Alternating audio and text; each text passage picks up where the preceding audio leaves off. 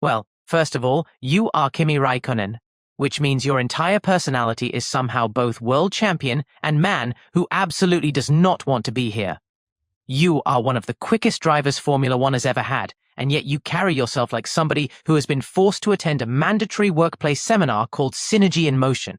You begin in Formula One in 2001 with Sauber, which is already funny because at that point you've barely done enough car racing for the paddock to decide whether you're a genius or a very fast clerical error. Half the sport is looking at your super license like it's been forged in a pub. Then you immediately turn up, drive properly quickly, and force everyone to accept that yes, apparently this silent Nordic child with the emotional availability of a locked garage is real. Then McLaren signs you, because of course they do.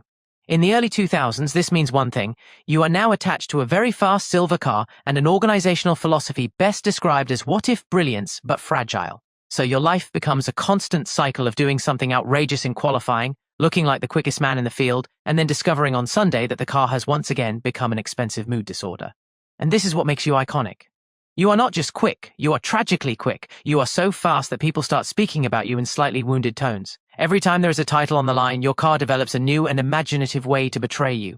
Engine failure, hydraulic issue, something on fire, something that should not be on fire but is. If Formula One were fair, you'd have more than one title. But Formula One is not fair. Formula One is a live-action demonstration that destiny and wiring harnesses do not always cooperate. Then 2007 happens. Ferrari, red overalls, last race of the season, chaos everywhere, Hamilton, Alonso, McLaren political theatre, and you somehow come through the middle of it all and win the world championship by 1 point. 1 point. Which is perfect, because your whole career has the energy of a man being handed either total heartbreak or absolute glory with no middle option. And the funny thing is, even when you become world champion, you still act like Kimi Raikkonen. There is no transformation into corporate legend mode, no great swelling statesman energy. You do not become a motivational quote in a cap. You remain exactly what you were before, a very fast man who sounds like he'd quite like everybody to leave him alone so he can go have a Finnish sauna and a drink. That's your greatest trick, really. Formula One is a sport full of people who adore the sound of their own explanations. Strategy people explaining tire windows. Team principals explaining the bigger picture, drivers explaining that we just need to maximize the package. And then there's you, offering communication so stripped back it's basically industrial. One sentence, maybe two. Ideally none. You become so committed to not decorating language that the entire world starts quoting you like a philosopher of accidental minimalism. Leave me alone, I know what I'm doing. I was having a... well, you know the rest. You don't speak like a media-trained athlete.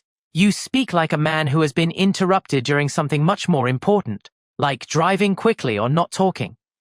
Then, because your career is allergic to normality, you leave Formula One, go rallying, vanish into the wilderness for a bit, then come back in 2012 with Lotus, and somehow become even more Kimi than before.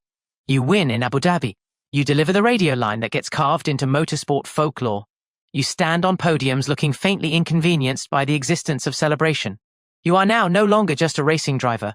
You are a cultural phenomenon for people who are tired of enthusiasm being over-explained. And what's beautiful about later career Kimi is that you become the sport's leading supplier of accidental honesty.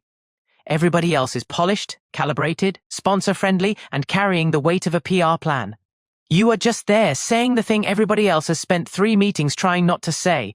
Then Ferrari bring you back, because Formula One loves nostalgia, and Italy especially loves romantic self-sabotage. The second Ferrari stint is not quite the same as the first. There are podiums, good days, slightly odd days, and the gradual realization that the team has changed, the sport has changed, and Fernando Alonso has already left enough emotional dents in the walls for 1 decade. Still, you do what Kimi always does. You are quick enough to matter, relaxed enough not to seem to care, and impossible to fully manage in the conventional sense, because your brain is clearly running a completely different operating system. Eventually you drift toward the final phase, Alfa Romeo, veteran status, fatherhood, and the strange but wonderful sight of Kimi Raikkonen becoming Formula One's least sentimental elder statesman. Other older drivers give off wise veteran. You give off man who has somehow been left in charge of a very fast machine for 2 decades and would now like a drink, and through all of it, the legend stays weirdly pure. Because your appeal is not just that you were brilliant, it's that you were brilliant without begging to be perceived as brilliant. In Formula One, that is practically supernatural. The sport runs on ego, narrative, drama, image, politics, performance, and permanent self-presentation. And then there was you, absurdly talented, visibly unimpressed, permanently one sentence away from ending an interview early. So your life as Kimi Raikkonen is basically this: you are the fastest man in the room, but spiritually already halfway out the door. You win a world title almost by accident, while everyone else is too busy imploding. You build an entire mythology by refusing to perform mythology. You become one of Formula One's most beloved figures, largely by sounding like you'd rather be on a boat. And honestly, that's iconic. Because in a sport full of theatre kids with telemetry, you were just a bloke with terrifying speed, suspicious patience, and absolutely no interest in pretending any of this was more glamorous than it really was. Which, ironically, made you one of the coolest people Formula One has ever produced.